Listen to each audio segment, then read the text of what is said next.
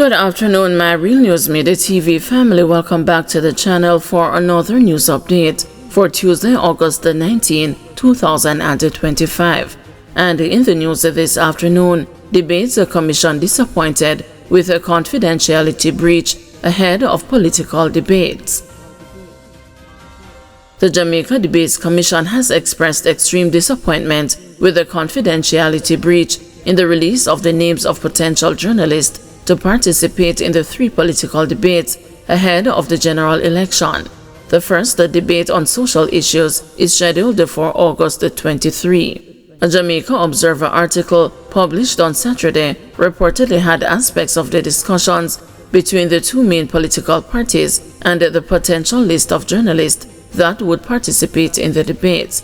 The article, which has since been deleted, also included information that both the parties raised objections to the participation of some journalists from the RJR Gleaner Communications Group and the Nationwide News Network.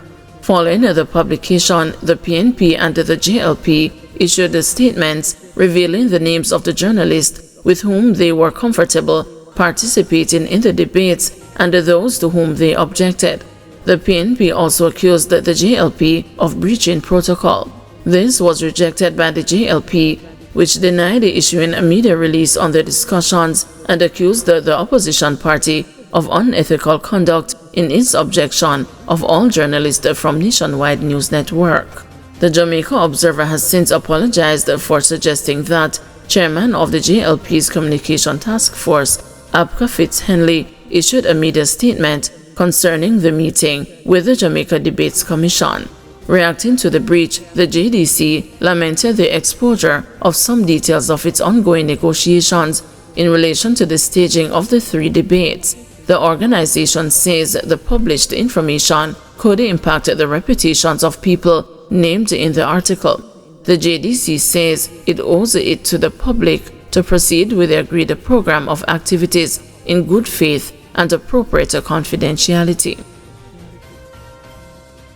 189 candidates nominated for September general election. Jamaicans turned out in their numbers on Monday to show support for their respective political candidates who were nominated to contest the September 3 general election. A total of 189 candidates were nominated across 63 constituencies. Director of Elections Glasspool Brown says the day's exercise went fairly well. The Jamaica Labour Party and the People's National Party nominated 63 candidates each. The Jamaica Progressive Party, 47. The United Independent Congress, UIC, nominated 7. And there were 9 independent candidates. There were no nominations taken for the Seabright division.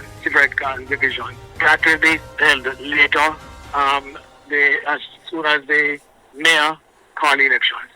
Meanwhile, the Director of Elections said the JLP and the PNP each fielded 3 candidates for local government by-elections in 3 divisions.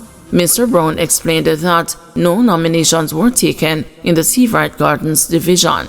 Prime Minister Andrew Holness and the local government minister Desmond McKenzie announced the September 3 by-elections in the Chancery Hall, Olympic Gardens, Seabright Gardens, and the Denham Town divisions of the Kingston and the St. Andrew Municipal Corporation. But the Mayor of Kingston, Andrew Swaby, had argued that the proper procedure for scheduling the by-election for the Seabright Gardens division was not followed. He said the PNP was prepared to go to court over the matter. Undocumented Jamaican man working as reserve cop in Maine agrees to voluntarily leave U.S. An undocumented Jamaican man working in Maine as a police officer who was arrested by immigration authorities has agreed to voluntarily leave the country, U.S. Immigration and Customs Enforcement said Monday. ICE arrested Old Orchard Beach Police Department Reserve Officer John Luke Evans on July 25 as part of the agency's effort to step up immigration enforcement.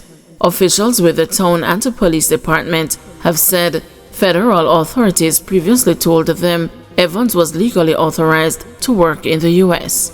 An ICE representative reached by telephone told the Associated Press on Monday that a judge has granted voluntary departure for Evans and that he could leave as soon as that day.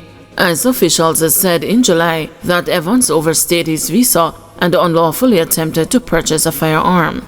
WMTW TV reported Monday that Evans' agreement to a voluntary departure means he will be allowed to leave the U.S. at his own expense to avoid being deported.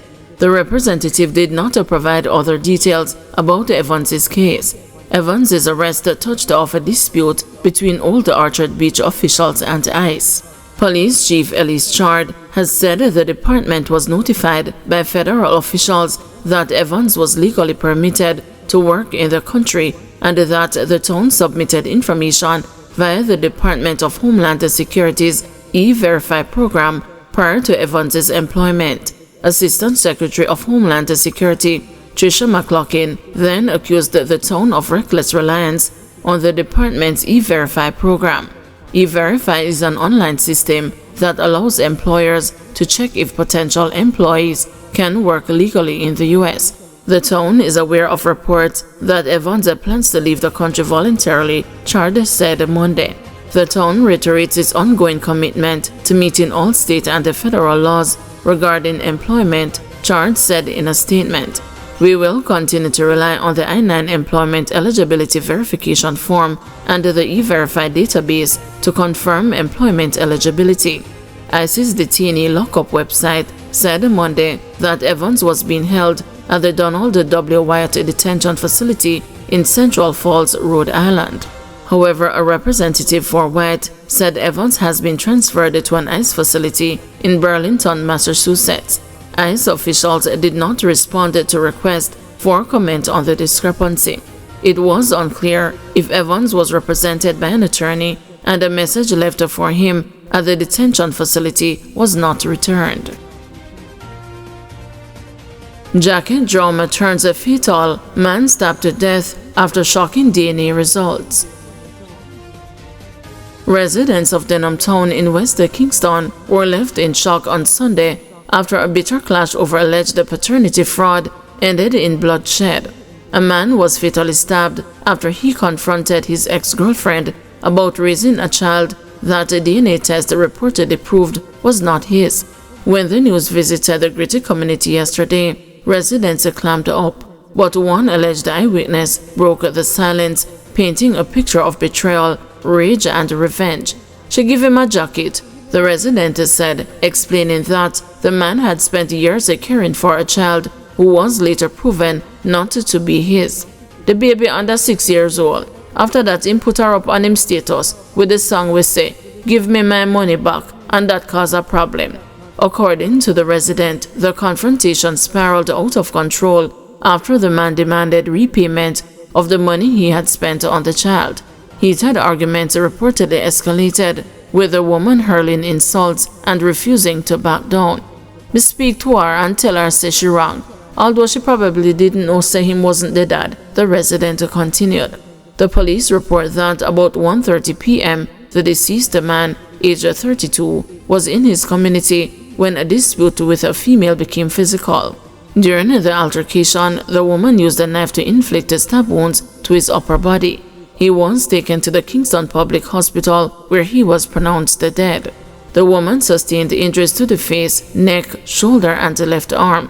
She is currently in the custody of the police. The resident stated that, although the argument turned physical, no one in the community would have dreamt that the end result would have been deadly. "Everybody shocked, you know?" one resident said. "Nobody never expect this." Guys, thank you for watching. See you this evening at 6 p.m. for another news update.